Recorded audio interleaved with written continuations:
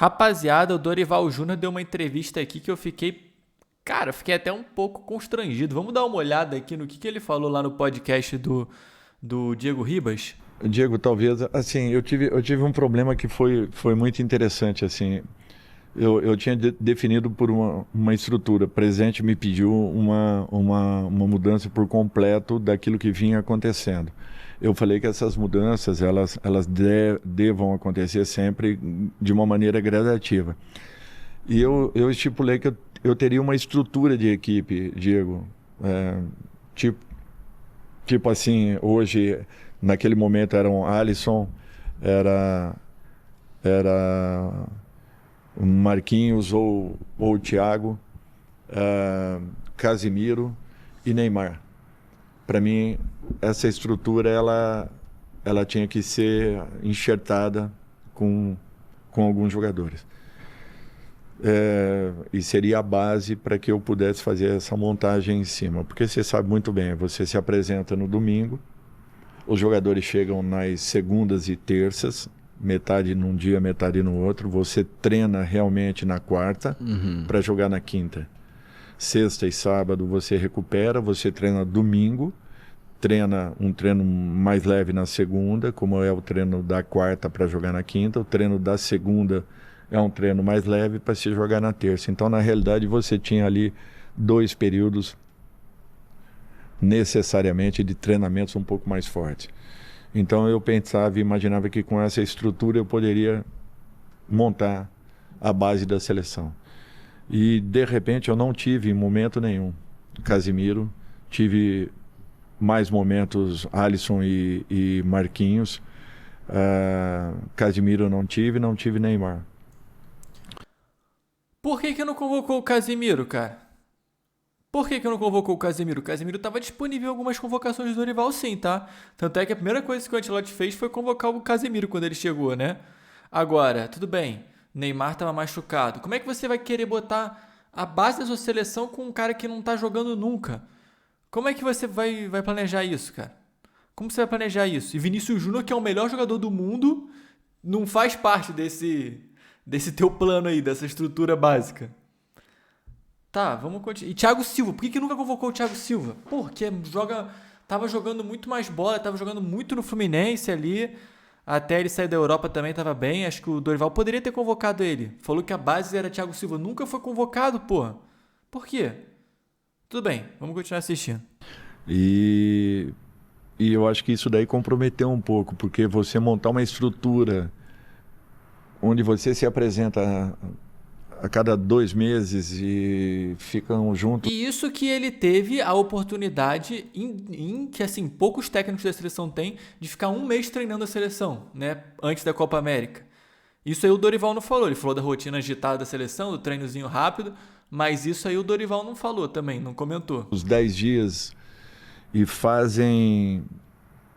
Você é obrigado a fazer muitas e muitas alterações. Só para você ter uma ideia, Diego, o nosso primeiro jogo foi contra a Inglaterra, lá em Londres, e logo depois com a Espanha. Só nessa convocação foram 6 cortes depois da convocação. Então, assim, em 5 convocações eu tinha perdido 30 jogadores já convocados. Então eu não conseguia repetir de um momento para o outro.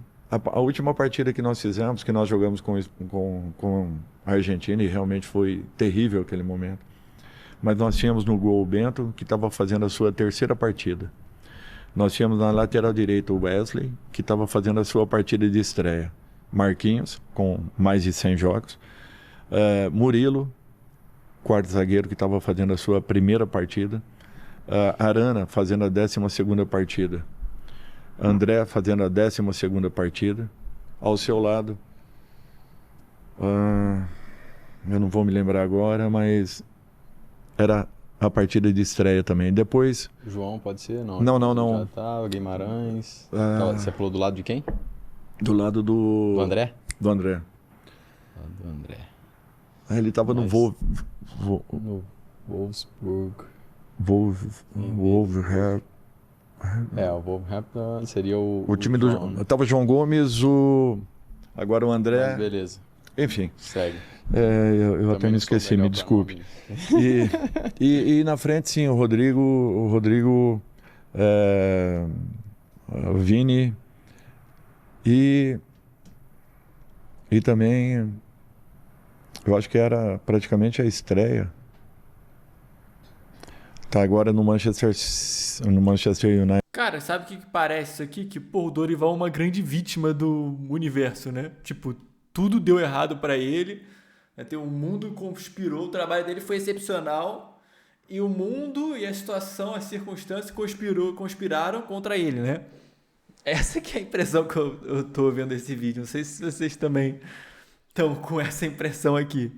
Mas, cara, ele tá falando aqui, eu tô até com vontade de chorar por ele, pô. De tão triste que foi essa que aconteceu com ele ali, né? Caramba, estreia dos jogadores.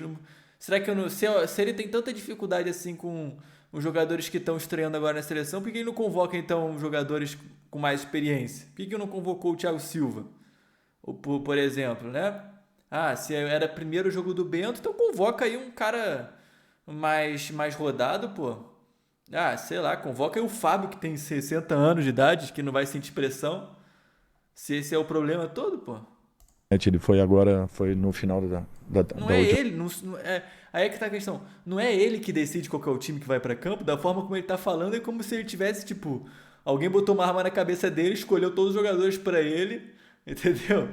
Uma temporada. Cunha. Exatamente, o Matheus. Que estava também fazendo, acho que a segunda ou terceira partida, ou era a sua. Então, assim, um time muito jovem. E a nossa segunda derrota foi na 16ª partida. Quer dizer, eu acho que para uma reformulação, para um novo momento, eu acho que as coisas vinham acontecendo gradativamente. Eu tinha certeza, Diego, que um ano e meio depois da finalização desse primeiro ano, nós chegaríamos muito fortes. Por quê? Porque vinha chegando Estevão, vinha tendo um crescimento natural, Rodrigo, Vini, já incorporando um novo momento, Bruno Guimarães assumindo uma outra condição. Eu ainda não havia tido o Casimiro dentro da equipe, Paquetá vivendo aquele processo todo, a cabeça dele toda embaralhada, aquela situação bem difícil, a gente buscando as laterais, um preenchimento das laterais, nosso miolo de zaga trabalhando muito bem, com várias opções que nós tínhamos. Então, assim, de um modo geral, essa equipe poderia chegar muito forte um ano e meio depois, já com esses jogadores com uma outra vivência, esses meninos que estão despontando. Mas a estruturação da equipe nunca aconteceu. Então, talvez nós tenhamos pago um preço muito alto nesse sentido. Além de todo o momento que a CBF vivia, bem conturbado, muitas dúvidas, muitas incertezas. O presidente nunca interferiu em nada, não posso questionar. Mas a coisa que realmente me deixou chocado foi essa declaração que ele deu aqui, cara. Nem foi nessa entrevista do Diego Ribas, né? Mas foi aqui lá no Corinthians, né? Ele falou o seguinte: praticamente igual com o trabalho dele com o trabalho do Ancelotti. Aqui, ó. Nunca existiu mágoa, nunca existiu em sentido nenhum levando para esse lado, mas é natural que tenha gerado muitas desconfianças da minha parte em relação até ao meu trabalho de um modo geral, porque as críticas foram pesadas demais, na minha opinião, desconstruindo o trabalho de uma carreira toda. É engraçado que hoje nossos resultados são muito próximos ao do professor Ancelotti. O percentual é praticamente igual. Nós tivemos 16 partidas. Ele está atingindo agora a 8ª partida, se não me falha a memória, com números praticamente semelhantes. Cara, como se o futebol ele fosse resumido a só números, né? Tipo, aí é que tá. Cara, eu acho que assim, o Dorival ele tinha que fazer realmente um exame aí de consciência, né? E refletir, cara, sobre que parcela de culpa ele teve também. É claro que a circunstância, né, ali não foi a mais favorável, com a lesão do Neymar, não sei o quê. Mas ele deveria refletir também sobre a parcela de culpa que ele tem para que ele possa se tornar um técnico ainda melhor do que ele já é, né?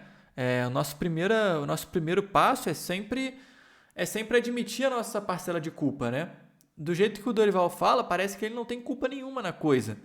E eu acho que ele cometeu diversos erros ali, cara, durante toda a passagem dele. Por que ele vai dar uma entrevista falando que ele vai chegar na final da Copa do Mundo?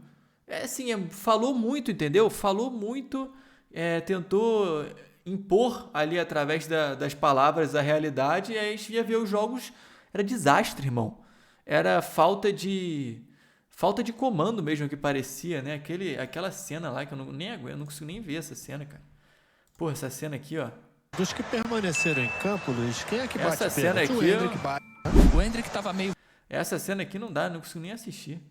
A hora que ele levanta o dedo ainda, pô, não tem como. Mas é isso, pessoal. Espero que vocês tenham curtido aqui o vídeo. Se você curtiu, deixa aquele seu like aí. Não esquece de se inscrever aqui no canal. E é nóis, tamo junto. Um forte abraço aí.